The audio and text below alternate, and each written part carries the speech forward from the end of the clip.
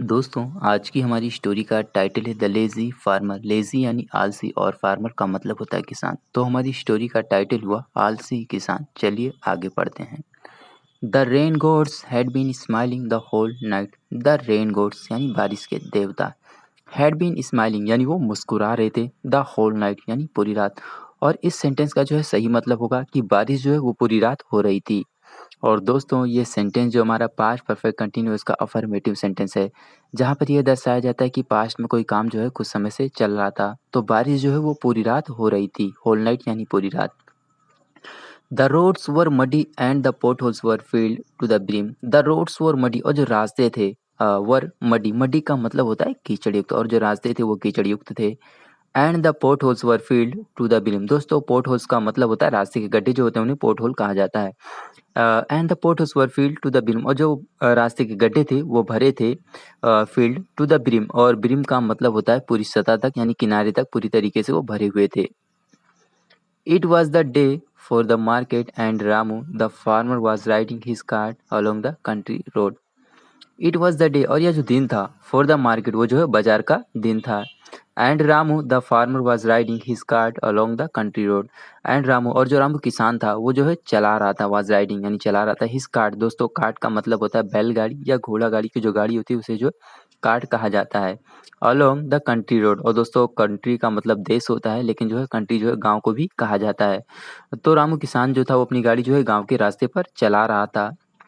He had to reach the market early so that he could sell his crops.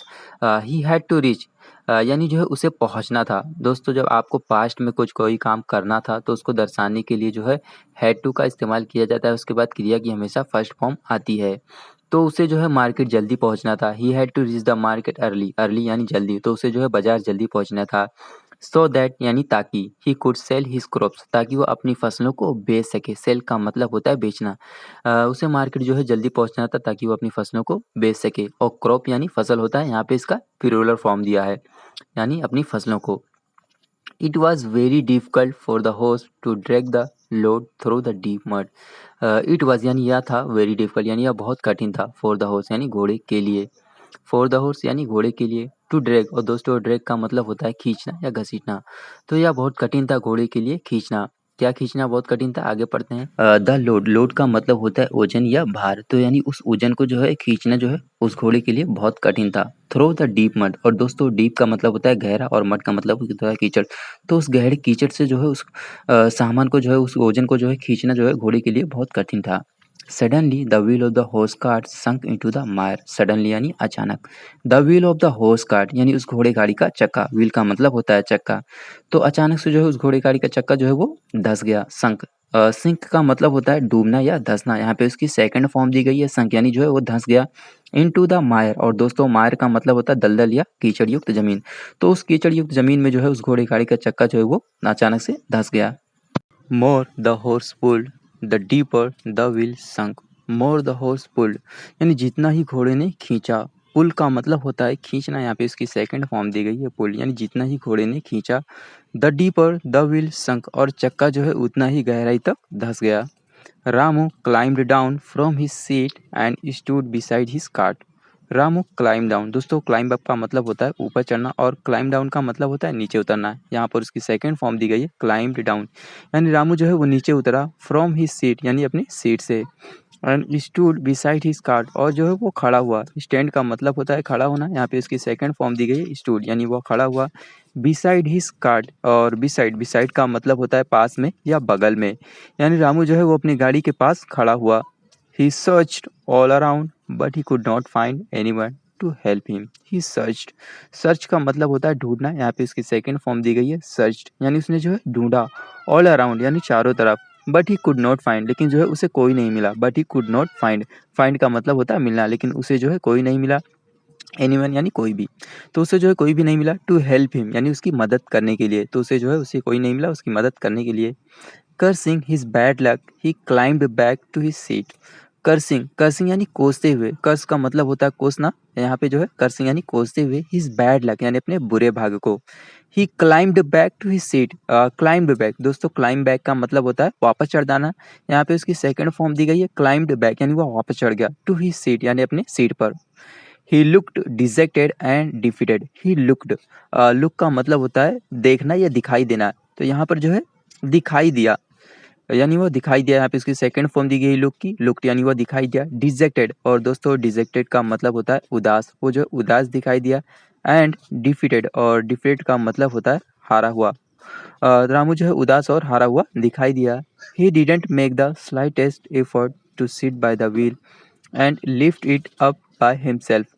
He didn't make यानी उसने जो है नहीं किया, he didn't make the slightest effect, slightest यानी थोड़ा सा, उसने जो है थोड़ा सा भी प्रयास नहीं किया, इफर्ट यानी प्रयास। To sit by the wheel यानी चक्के के पास बैठने का, to sit by the wheel यानी चक्के के पास बैठने का। एंड लिफ्ट इट अप, और उसे जो ऊपर उठाने का। And lift it up, up यानी ऊपर, उसे जो है ऊपर उठाने का उसने जो है अपने खुद से थोड़ा भी प्रयास नहीं किया। लिफ्ट का मतलब होता है उठाना। तो रामू ने जो है थोड़ा सा भी प्रयास नहीं किया चक्के के पास बैठने का, उसे जो है ऊपर उठाने का खुद से। इंस्टेड यानी इसके बजाय, he started cursing his luck for what happened. इसके बजाय जो है ही स्टार्टेड यानी उसने जो है शुरू किया। स्टार्ट का मतलब होता है शुरू करना, यहाँ पे उसकी सेकंड फॉर्म दी गई स्टार्टेड। उसने जो है शुरू किया। कर्सिंग यानी कोसना, हिज लक यानी अपने भाग को, फॉर व्हाट हैपेंड यानी जो कुछ हुआ था। Looking up at the sky, looking up यानी ऊपर देखते हुए, एट द स्काई यानी आसमान की तरफ। वह जो आसमान की तरफ देखते हुए ही स्टार्टेड शाउटिंग, उसने जो है चिल्लाना शुरू किया। शाउटिंग यानी चिल्लाना, तो उसने जो है चिल्लाना शुरू किया एट गॉड यानी भगवान पर। एम आई सो अनलकी, एम आई सो अनलकी, क्या मैं इतना बदनसीब हूँ। अनलकी का मतलब होता है बदनसीब यानी बुरे भाग का, क्या मैं इतना बदनसीब हूँ। Why has this happened to me, why has this happened, ऐसा क्यों हुआ है। Why has this happened to me, मेरे साथ ऐसा क्यों हुआ है मेरे साथ। Oh God come down to help me, oh God यानी ए भगवान, कम डाउन यानी नीचे आओ, टू हेल्प मी मेरी मदद के लिए। After a long wait, God finally appeared before Ramu and asked him. After a long wait यानी लंबे समय के इंतजार के बाद, God finally appeared before Ramu, और भगवान जो है आखिरकार appeared यानी जो है वो प्रकट हुए। appear का मतलब होता है प्रकट होना, यहाँ पे उसकी सेकंड फॉर्म दी गई है appeared यानी वो प्रकट हुए before रामू, और रामू के सामने।